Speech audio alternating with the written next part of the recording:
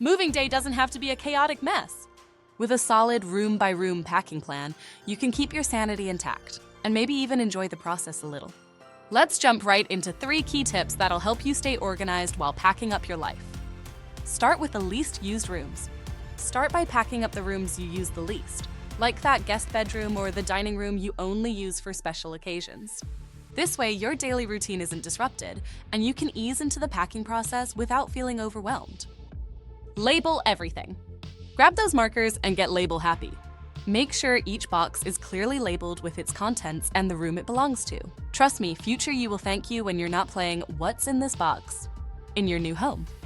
And don't forget to mark the fragile stuff. Nobody wants to unpack a box of shattered dishes.